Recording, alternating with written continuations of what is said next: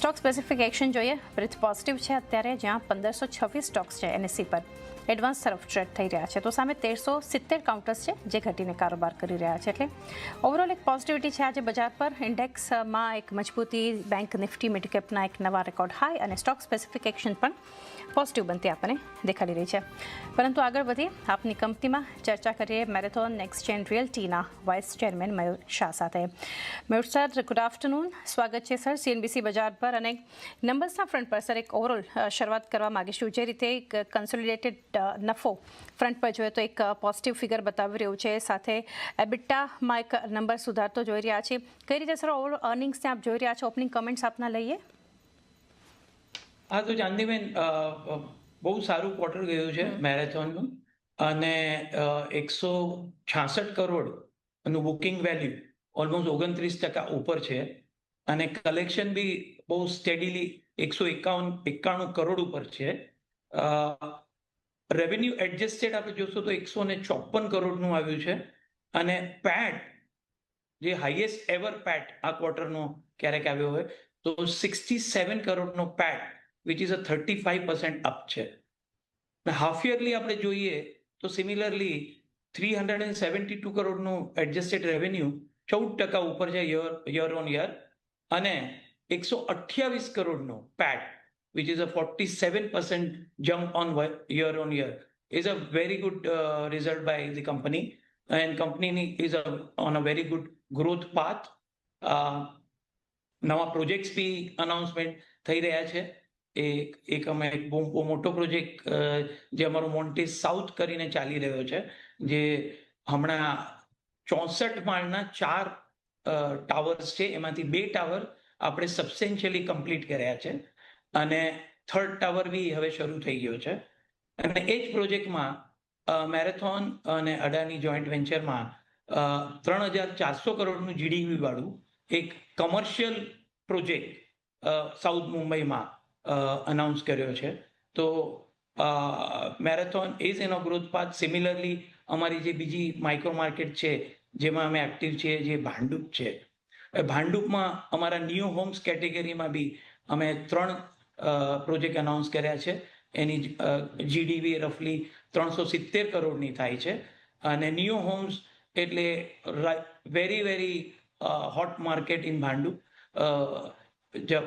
એની જે લોકેશન છે એ રફલી 1.5 કિલોમીટર ફ્રોમ એલબીએસની મેટ્રો પર છે, તો વેરી ગુડ લોકેશન. સિમિલરલી અમારું જે પનવેલના પ્રોજેક્ટ છે એમાં બી અમે ફેઝ 3 અનાઉન્સ કર્યો છે, જે રફલી 600 કરોડનો મેરેથોન નેક્સ્ટ ઝોન. નવું એરપોર્ટ ઓલમોસ્ટ શરૂ થવાની તૈયારીમાં છે. ત્યાં શિવરી હાર્બર લિંક પણ શરૂ થઈ ગઈ છે. નવી મુંબઈના આ અમારા લોકેશનમાં સાઉથ મુંબઈથી ખાલી 40 થી 45 મિનિટમાં વાયા સી લિંક પહોંચી શકાય છે. તો marathon is already adding new projects. આ વર્ક ક્વાર્ટર પણ સારું ગયું, અને હાફ યરલી રિઝલ્ટ પણ બહુ સારા એનાઉન્સ થયા છે. રાઈટ મયુર સર, ઘણી ડિટેલ્સ આમ તો તમે શેર કરી. ડિમાન્ડને લઈને એક જાણીશું, મોમેન્ટમ કઈ રીતે જોઈ રહ્યા છો? અગર સેગમેન્ટ વાઇઝ જોઈએ, લાઈક જે રીતે ટાઉનશીપ, અફોર્ડેબલ હાઉસિંગ છે, લક્ઝરિયસ રેઝિડેન્શિયલની અગર વાત કરીએ, રિટેલ, સ્મોલ બિઝનેસ સ્પેસીસ અગર જોવા જઈએ, ઇવન કોર્પોરેટ પાર્ક્સ, કઈ રીતના ડિમાન્ડ મોમેન્ટમ તમે જોઈ રહ્યા છો સેગમેન્ટ વાઇઝ, અને ત્યાં ડિમાન્ડને લઈને શું આઉટલુક છે? તો મેરેથોન એ બહુ સ્ટ્રેટેજિક માઇક્રો માર્કેટમાં કામ કરી રહ્યું છે. મુલુંડ ભાંડુપ એ અફોર્ડેબલ અને એ સેગમેન્ટમાં છે, અને ત્યાં બી બહુ સારી ડિમાન્ડ છે. સિમિલરલી નેક્સ્ટ ઝોન જે ટાઉનશીપ ટાઈપ છે, જ્યાં પનવેલ વગેરે છે, જ્યાં રફલી 60 lakhsથી 1 crore ટાઈપના ફ્લેટ છે, એની બહુ સારી ડિમાન્ડ છે. અને આ માઇક્રો માર્કેટમાં marathon is always top 3 sellers in that micro market.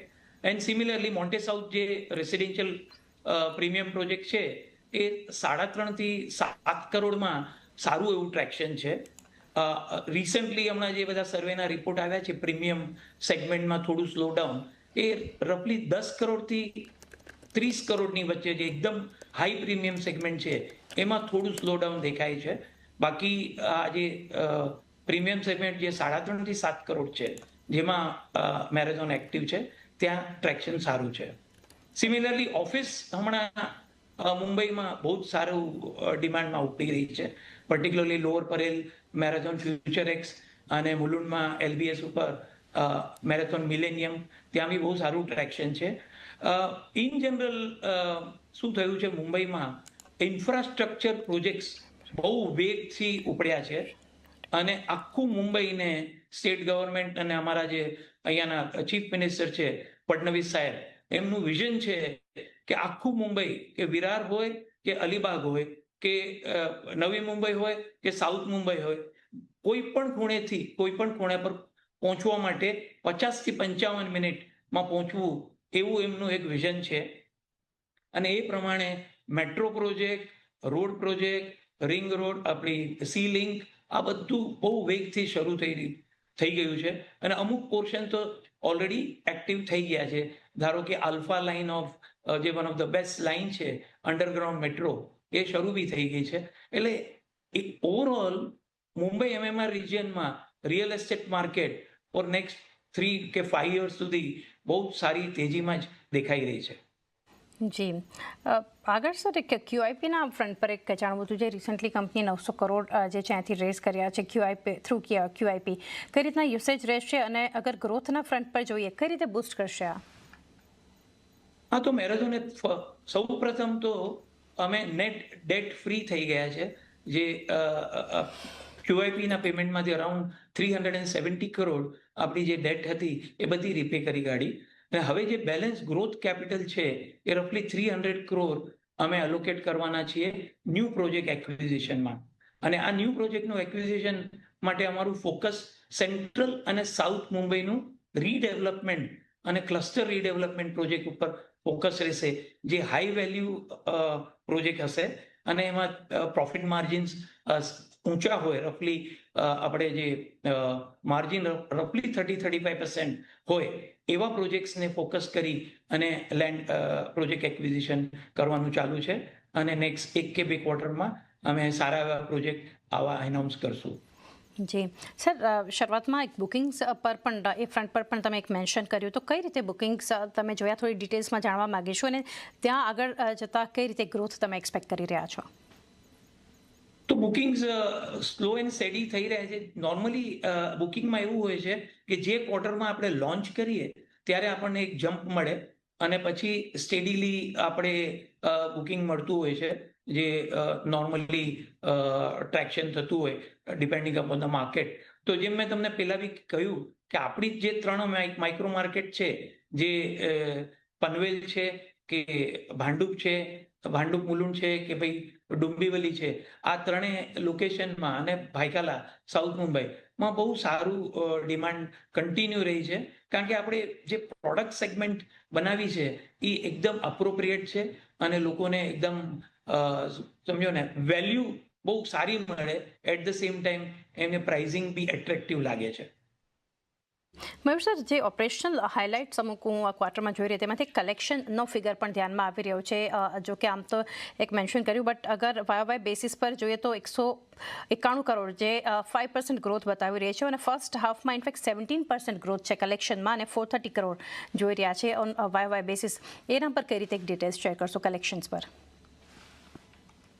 આ કલેક્શનમાં શું હોય છે, આપણે જે રિયલ એસ્ટેટ પ્રોજેક્ટમાં ડિપેન્ડિંગ અપોન ધ તમારા એક્ઝિક્યુશન બેન્ચમાર્ક હોય ને, જે માઇલસ્ટોન આવે પ્રોજેક્ટના, એ પ્રમાણે આવતા હોય. એટલે ક્વાર્ટર ટુ ક્વાર્ટર દરેક જગ્યાએ ગ્રોથ દેખાડવો મુશ્કેલ હોય છે.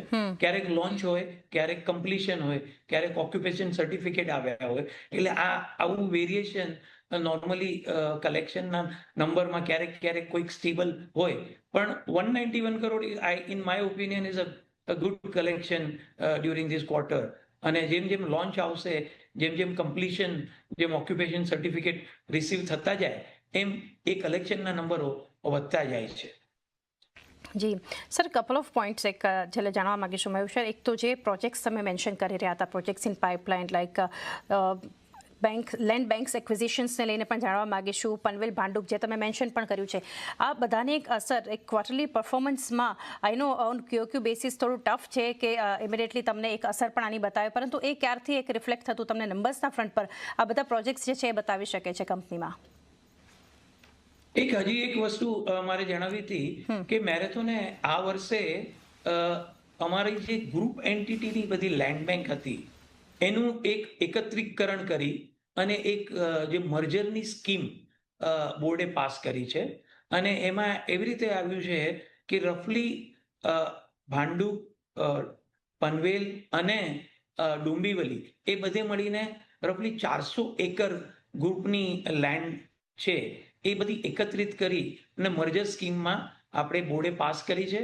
અને that is going through the process of NCLT and finally 12 મહિનામાં એ મર્જર થઈ અને આખું બધું એકત્રીકરણ મેરેથોન નેક્સ્ટ જેનમાં આવશે.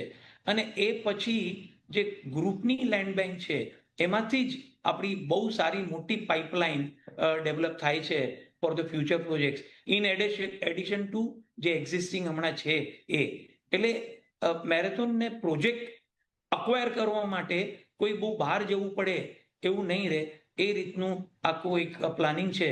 અને strategic plan will be implemented once the whole merger scheme will be finalized by the NCLT. અને એને માટે રફલી 10-12 મહિનાનો સમય જવાનો છે. તો ત્યાર પછી આ બધી વસ્તુ, બધા પ્રોજેક્ટ્સ, બધી લેન્ડ બેંક મેરેથોન નેક્સ્ટ જેનમાં આવી જશે. જી જી. અને મેં કે GST 2.0ની પણ કોઈ ઇમ્પેક્ટ જે તમે જોઈ રહ્યા છો કે અથવા તો એ દેખાઈ શકે એના પર કોઈ ઇમ્પેક્ટ છે આની GST 2.0 રિફોર્મની? GST 2.0 નું રિફોર્મ અનફોર્ચ્યુનેટલી કોઈ રિયલ એસ્ટેટ રિલેટેડ નથી, પણ of course from the construction cost angle જે સિમેન્ટ અને જે મેજર આઇટમ છે જેમાં GST નું રિડક્શન આવ્યું છે, I hope that industry pass on to the end consumer.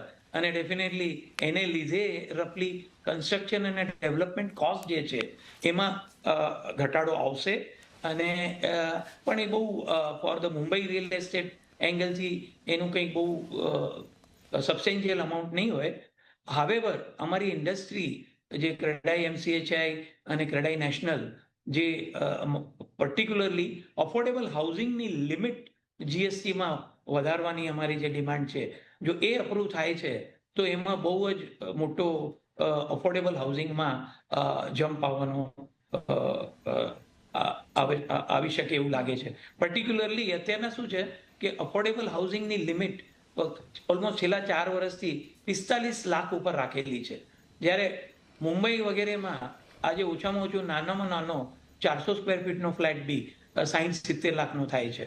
તો અમે એમ કહેતા હતા કે ભાઈ આ જે લિમિટ છે એ કાર્પેટ એરિયા પર હોવી જોઈએ અને not on the value of the flat. એ જો આવે તો ડેફિનેટલી અફોર્ડેબલ હાઉસિંગમાં બહુ મોટું બૂસ્ટ આવી શકે છે. જી. તો અને છેલ્લે મયુર સર એક જાણી લઈએ ઓવરઓલ ગાઈડન્સ આવનારા ક્વાર્ટર્સ માટે કઈ રીતે તમે શેર કરવા માંગશો? So overall, મેં તમને સમરીમાં જણાવ્યું કે marathon is on a very strong growth path. Already result દેખાડી રહ્યા છે અને પ્રોજેક્ટ્સ બી અનાઉન્સમેન્ટ ચાલી રહ્યા છે કન્ટિન્યુઅસલી. ઓલમોસ્ટ 4,500-5,000 કરોડના નવા પ્રોજેક્ટ ઓલરેડી એનાઉન્સ કરી ગયા છે અને ફર્ધર પ્રોજેક્ટ બી અમારી જે લેન્ડ બેંક છે એમાંથી આવ્યા કરશે. એટલે on a long run marathon is on a very strong growth path. Detail સમય સાથે તમે શેર કરી. Thank you sir for connecting and best wishes for coming quarters. Thank you. Thank you very much Chandni. આ રીતે આપણે ચર્ચા કરી રહ્યા હતા મેરેથોન નેક્સ્ટ જેનના મેનેજમેન્ટ સાથે. અત્યારે લગભગ 5% આસપાસ ઘટાડા સાથે સ્ટોક ટ્રેડ થઈ રહ્યો છે મેરેથોન નેક્સ્ટ જેન.